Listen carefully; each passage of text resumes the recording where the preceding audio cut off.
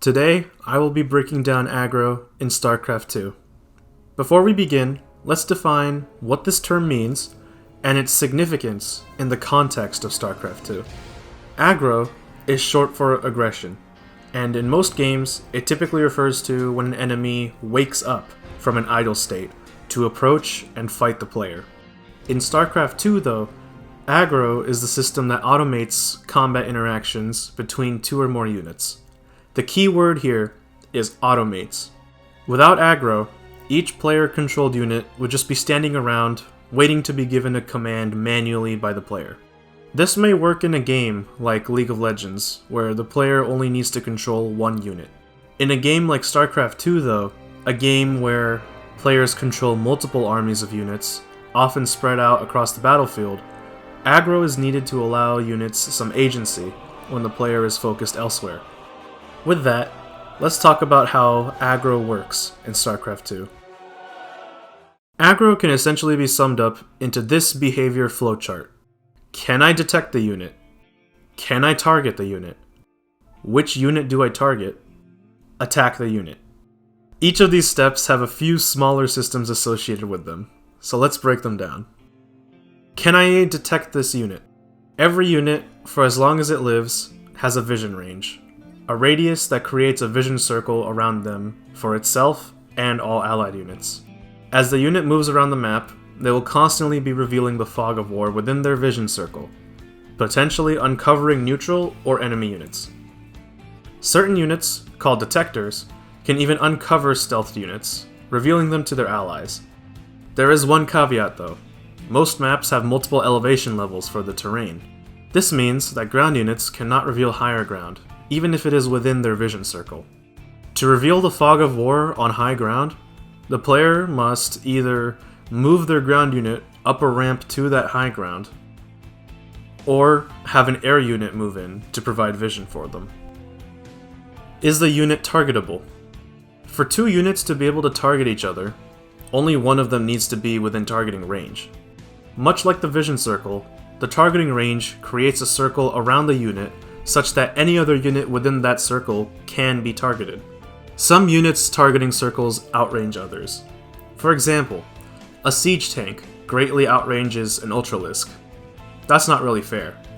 To counter this, the ultralisk will start moving towards the siege tank until the tank is within its target circle. Note, this will not occur if the ultralisk cannot actually see the siege tank.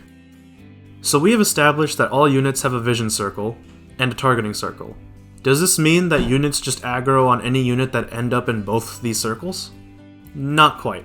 Certain units have targeting restrictions that prevent them from targeting certain unit types. I'll explain this with some examples. Phoenixes and Corruptors are air superiority units, which means they can only attack other air units.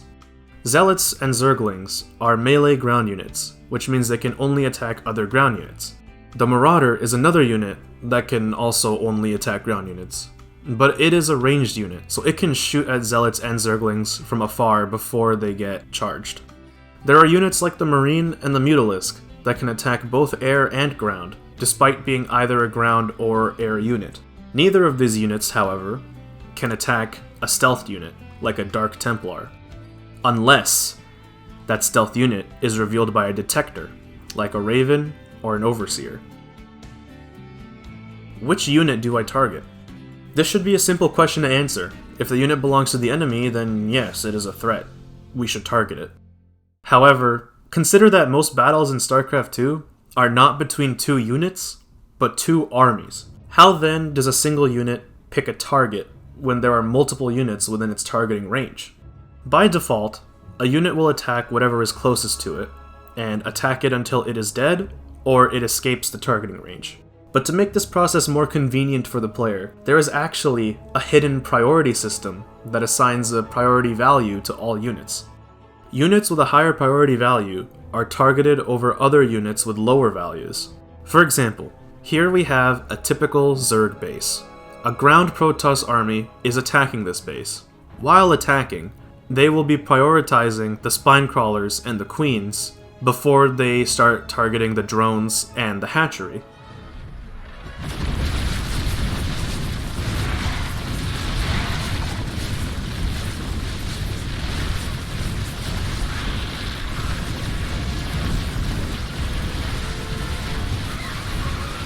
As you can see, now that the Zerg army has come to defend the base, the Protoss army will stop attacking the base and the drones that are not fighting back, and they will focus on fighting the army, because they have the higher priority value.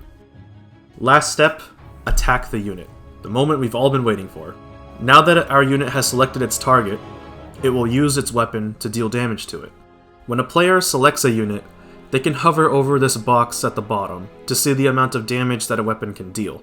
Depending on the unit's weapon, this damage value can deal bonus damage against enemies with certain tags, such as armored or light units. It also shows the unit's attack speed, or how many times they inflict this damage value per second. When the damage number is transmitted to the other unit, they first reduce the damage by the amount of armor they have, and then reduce their health by the rest. If their health is reduced to 0, the unit is destroyed. Vision, targeting, priority, damage. These are the 4 elements of Starcraft II's aggro system that serve as an answer to each of the questions in the behavior tree. Individually, these systems are just numbers that exist meaninglessly. Altogether, though, they allow 2 players' armies to clash in an interesting way, and these chaotic battles are the staple of Starcraft II's gameplay. While players can still micromanage their units in battle to optimize the outcome, the aggro system can automate combat for the player, allowing them to focus on other elements of the game, such as army composition, their economy, and even their strategy.